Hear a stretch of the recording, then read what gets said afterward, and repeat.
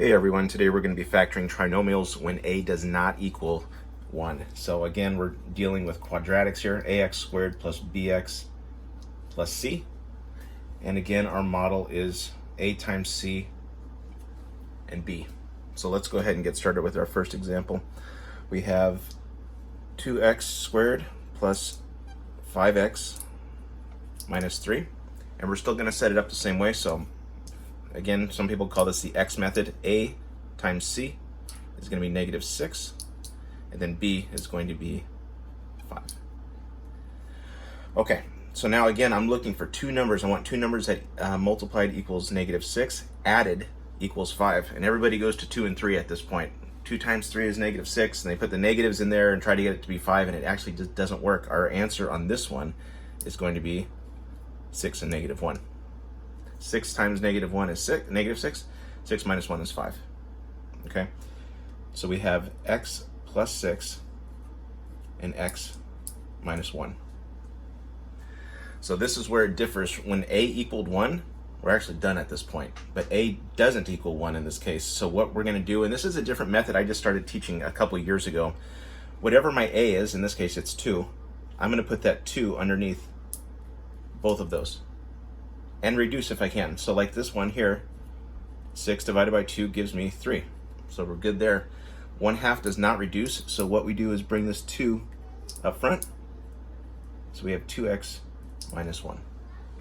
So if I were to FOIL this back out, I would end up with 2x squared plus 5x minus 3.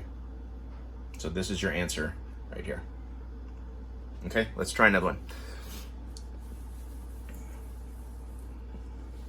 Let's say we have 5x squared minus 7x plus 2. Now I'm going to let you guys pause it, see if you can work this one out.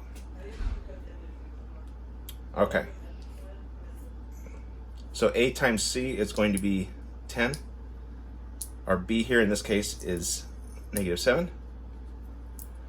Two numbers multiplied, that equals 10. Added together, that equals negative 7. That is going to be negative 2 and negative 5. Negative 2 times negative 5 is 10. Negative 2 minus 5 gives me negative 7. So let's set it up again. So we have x minus 2 and x minus 5. And since a does not equal 1 in this case, we're going to put that 5 underneath the 2 and underneath the 5. If I can reduce, great. Like in the second one here, 5 divided by 5 gives me 1. This one does not reduce, so I'm going to bring that 5 right up in front here to 5x minus 2, and we are done. Okay? We'll do one more example like this, and then we'll change it up just a little bit.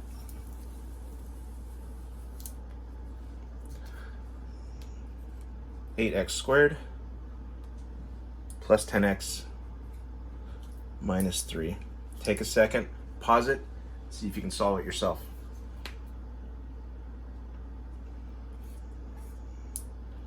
Negative 24, 8 times negative 3. Our b is 10. Two numbers multiplied, that equals negative 24, added, that equals 10. A lot of people, again, go towards 6 and 4 and think there's some combination there where we're going to get, because 6 times 4 is 24, 6 plus 4 is 10. But it's not going to work in this case. Actually, our answer in this time is 12 and negative 2. 12 times negative 2 is negative 24. 12 minus 2 is 10. So x plus 12, x minus 2, and in this case, our a is an 8, divided by 8, divided by 8. So here we can reduce on both of them, but we're still going to end up with fractions. That's going to be, what is that, 3/2? And this one is going to be 1/4. Since we still have fractions here, I'm going to take my denominator here, and bring it out front. So our answer in this case is going to be 2x plus 3, 4x minus 1. All right, let's change it up just a little bit.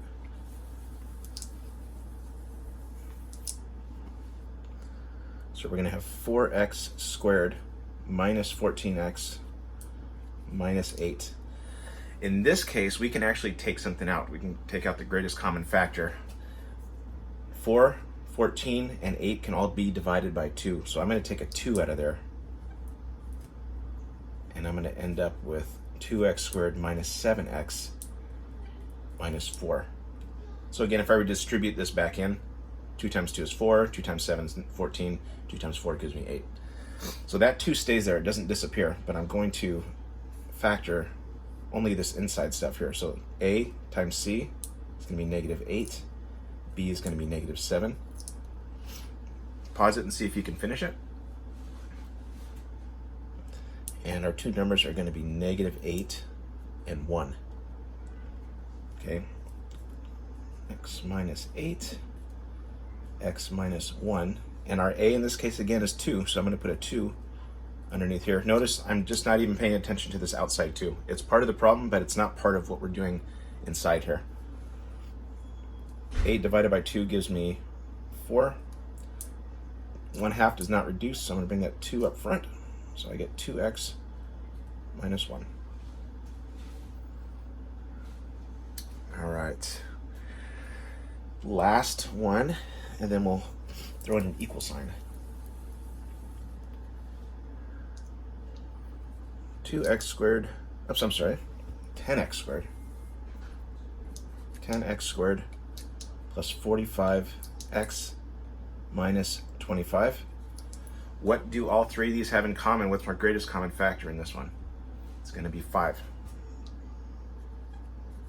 So I have 2x squared plus 9x minus 5. And just like the last problem, all we're going to do is concentrate on this inside stuff. That 5 just stays on the outside. Don't care about it anymore. See if you can finish this. So we have negative 10 and 9. That's going to be 10 and negative 1. X plus 10, x minus 1. And our a in this case is 2, 2, 2. This reduces down to 5, so I have x plus 5. 2 here goes up, so we're going to have 2x minus 1. So let's make this actually equal to 0 now, because you are going to have to solve these. We have this broken down into factors. So just like when we have a equals 1, we solve out the same thing the same way. So we have x plus 5 equals 0, and 2x minus 1 equals 0. Set both factors, whatever you're multiplying, equal to 0.